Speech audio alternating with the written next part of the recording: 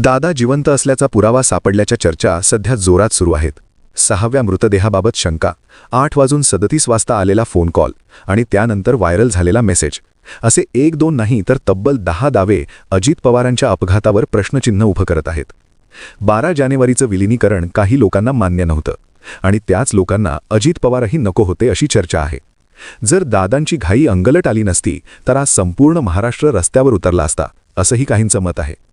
खरा प्रश्न असा आहे की विमानात 6 जण होते तर घटनास्थळी फक्त 5 मृतदेह कसे सापडले.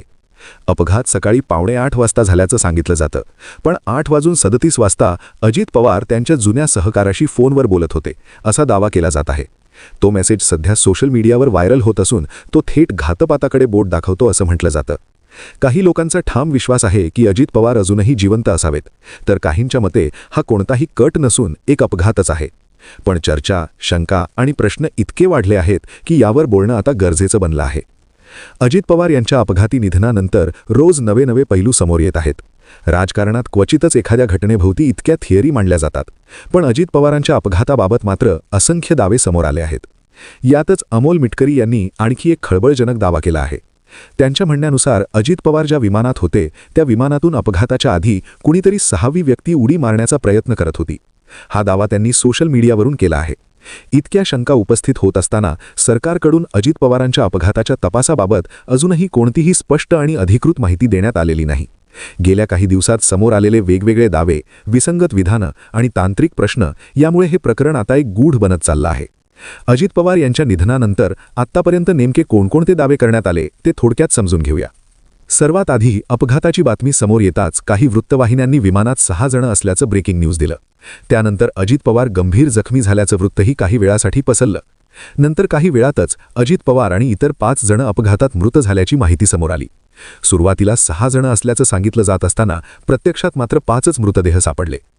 आणखी एक दावा असा होता की अपघात कमी दृश्यमानतेमुळे झाला. पायलटने पहिल्यांदा लँडिंगचा प्रयत्न केला, पण तो अयशस्वी ठरला. त्यानंतर रनवे दिसत असल्याचं सांगत पायलटने पुन्हा लँडिंगचा प्रयत्न केला, पण रनवेपासून अवघ्या 100 मीटर अंतरावर विमान कोसळलं. मात्र नंतर समोर आलेल्या सीसीटीव्ही फुटेजमध्ये त्या ठिकाणी विमान आकाशात गिरक्या घेताना आणि नंतर कोसळताना स्पष्ट दिसतं. यामुळे त्या ठिकाणी दृश्यमानतेचा प्रश्न नव्हता असं दिसून येतं. चौथा दावा असा करण्यात आला की अपघातानंतर अजित पवार यांच्या हातातील घड्याळामुळे त्यांची ओळख पटली. परंतु अमोल मिटकरी यांनी दिलेल्या माहितीनुसार अजित पवारांची ओळख घड्याळामुळे नाही तर त्यांनी घातलेल्या जॅकेटामुळे पटल्याचा नवा दावा करण्यात आला आहे. पोलिसांनी मात्र घटनास्थळी घड्याळ नव्हतंच असं सांगितलं आहे, तर काही प्रत्यक्षदर्शी घड्याळ होतं असं म्हणत आहेत. दावा क्रमांक 5. अजित पवारांच्या अपघाती निधनाची बातमी देशभर पसरताच पश्चिम बंगालच्या मुख्यमंत्री ममता बॅनर्जी यांनी घातपाताची शंका व्यक्त केली. मात्र लगेचच पवार कुटुंबियांकडून हा घातपात नसून अपघात असल्याचं स्पष्ट करण्यात आलं. दावा क्रमांक 6. ममता बॅनर्जी यांनी घातपाताची शक्यता व्यक्त केल्यानंतर त्याच दिवशी शरद पवार यांनी मीडियासमोर येऊन हा केवळ अपघात असून याला राजकीय रंग देऊ नका असं सांगितलं. दावा क्रमांक 7. राजेश टोपे यांनी 7:30 वाजताच आपल्याला अपघाताची माहिती मिळाल्याचा दावा केला. दावा क्रमांक 8. अपघाताच्या दिवशी सकाळी 8:37 अजित पवारांशी प्रत्यक्ष फोनवर बोलणं झाल्याचा कॉल रेकॉर्डिंग त्यांच्या समर्थक श्रीजित पवार यांनी समोर आणलं. जर 8:37 पर्यंत अजित पवार जिवंत होते आणि फोनवर बोलत होते तर राजेश टोपे यांना 7:30 वाजता अपघाताची माहिती कोणी दिली, हा मोठा प्रश्न निर्माण झाला. नंतर राजेश टोपे यांनी वेळेबाबत चूक झाल्याचं सांगितलं. दावा क्रमांक 9. एका सरपंचाने असा दावा केला की त्याने विमानातून कोणातरी खाली पडताना पाहिलं. दावा क्रमांक 10. विमानाचं इंजिन अचानक निकामी झालं की यंत्रणेशी छेडछाड करण्यात आली याबाबत संशय व्यक्त होत आहे आणि या प्रकरणाची उच्चस्तरीय चौकशी करण्याची मागणी होत आहे. थोडक्यात अजित पवार आपल्यातून निघून गेले असले तरी त्यांच्या जाण्याबरोबर अनेक प्रश्न अनुत्तरित राहिले आहेत.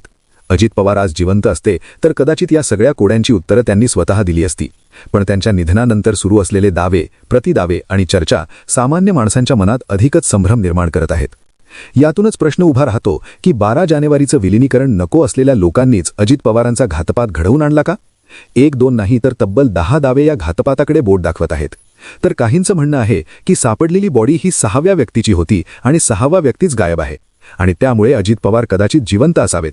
काही ग्रामीण भागात तर शिवाजी द बॉस सिनेमासारखे दादा पुन्हा परत येतील अशा चर्चाही सुरू आहेत. अर्थात या सगळ्या चर्चा, शंका आणि कल्पना आहेत, पण अजित पवारांचा मृत्यू आजही अनेकांसाठी एक न सुटलेलं कोडं ठरलं आहे. या मुद्द्यावर तुमचं मत नक्की मांडा. व्हिडिओ आवडला असेल तर शेअर करा. जय महाराष्ट्र.